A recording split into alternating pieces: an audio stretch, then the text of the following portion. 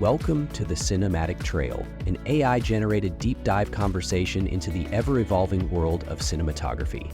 From exposure theory to lens choices, from lighting philosophy to creative workflows, we explore the craft, the gear, and the stories behind the frame, one trail marker at a time. Want to take your cinematography to the next level? Explore our online courses and learn more at Cinematic.com. And be sure to subscribe to our YouTube channel for weekly insights and inspiration. Let's begin the journey. Welcome to the show. Yeah, thanks for joining us. Let's dive right in. Okay, we usually think of camera settings, the technical stuff, as just being about getting things right. Functional, yeah. Like white balance, making whites look, well, white. Exactly. Yeah.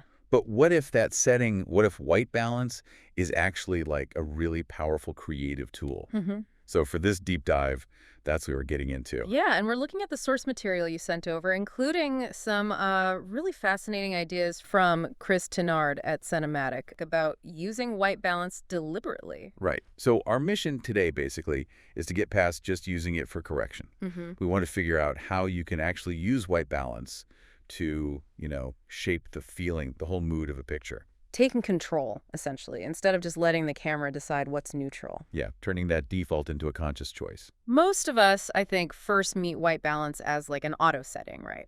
Or maybe you get really serious with a white card, trying to get that perfect neutrality. The camera's trying its best to guess the light source. Is it warm, like an old light bulb? Or cooler, maybe like daylight in the shade. Exactly. And its job in that mode is to just cancel out whatever color tint it sees. So if the light's yellowy warm, it pushes in blue. Yep. And if light's kind of blue... It adds red, adds orange. The whole technical aim is always neutrality, getting white to look white no matter the light. But this is the interesting part from the source.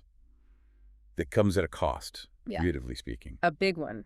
By neutralizing that light color, the camera kind of scrubs away the mood that light naturally has. Ah, right. So that cozy, warm feeling from a lamp, or that crisp, cool feel of twilight. All gone. Just flattened out in the name of technical accuracy. Okay, so if the mood is actually the point, like you want that lamp scene to feel warm and inviting. Then letting the camera fix the white balance is, well, it's working directly against what you want to achieve. And that's really where the creative use kicks in. It's about knowing what the camera tries to do on auto, and then deliberately kind of tricking it or guiding it to get the feeling you're after. You're not correcting, you're influencing. Enhancing the mood. Precisely. This source had this great example, didn't it?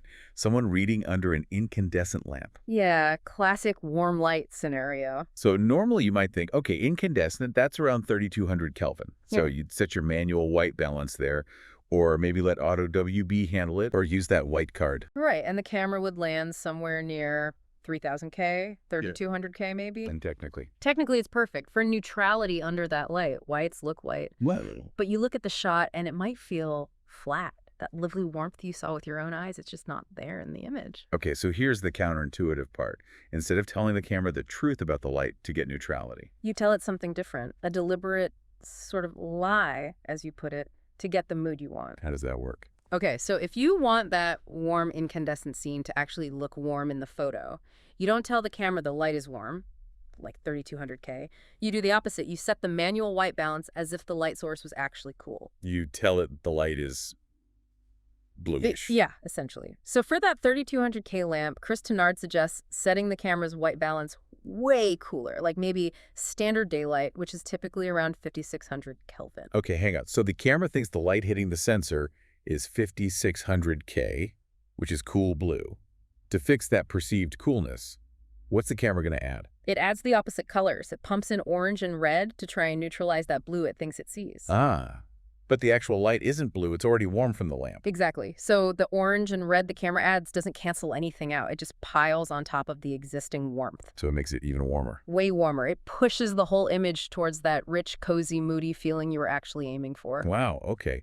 That really flips the script. You're using the camera's own correction system to boost the natural color, not kill it. That's the core idea. You're leveraging the mechanism for a creative purpose. And you're not just stuck with, say, 5600K. Right. You can tweak that. Oh, absolutely. Once you're in manual white balance, you've got that Kelvin scale.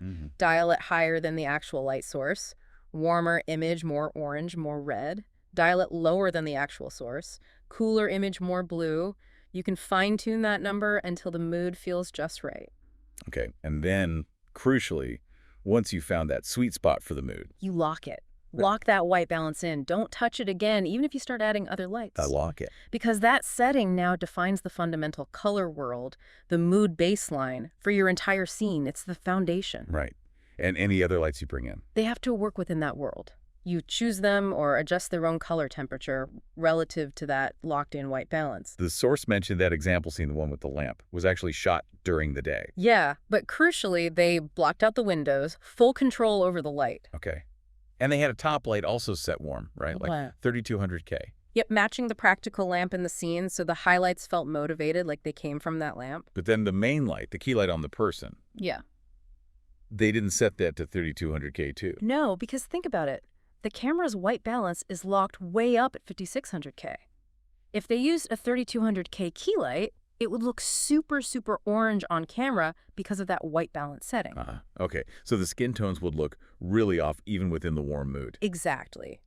So to get more natural-looking skin under the key light, despite the overall warm white balance, they had to adjust the key light itself, making it cooler relative to the lamp. They set it somewhere higher, maybe around 4600K. Got it. So it's like a balancing act. Yeah. You set the overall mood with your creative white balance choice, and then you adjust the individual light's color temperatures relative to that setting to make specific things, like skin, look right within that mood. You nailed it. It's moving way beyond just, is the exposure right, into actively sculpting the color, the feel, using these seemingly technical control. Turning correction into creation. That's a great way to put it. It's an artistic choice disguised as a technical setting. So, stepping back, what does this all really tell us?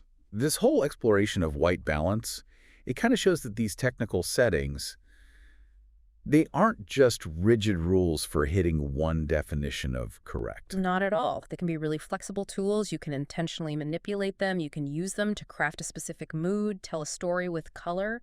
Instead of just letting the camera strip the color away. Yeah, it's a mindset shift, isn't it? From letting the camera interpret light passively for accuracy to actively directing how the camera sees that light to serve what you want to express, your vision. Okay, so here's where it gets like really thought-provoking for me. If taking manual control of something that seems as, frankly, dry as white balance, if doing that, basically misinforming the camera, can unlock this much creative power. What other technical rules, what other defaults that we just accept without thinking? Yeah. What else might be hiding artistic potential if we just decided to step in, take control, and maybe use them differently? That is a really interesting question. What else are we letting the camera decide for us? Something to definitely think about next time you're looking closely at an image or, setting up your own shot. That's a wrap for this episode. Thanks for the great conversation. Yeah, really great insights today. Thanks for tuning in and spending some time with us. Thank you for joining us on the Cinematic Trail. We hope today's journey sparked new ideas and sharpened your eye behind the lens. Until next time, stay curious, stay creative, and as always, happy filming.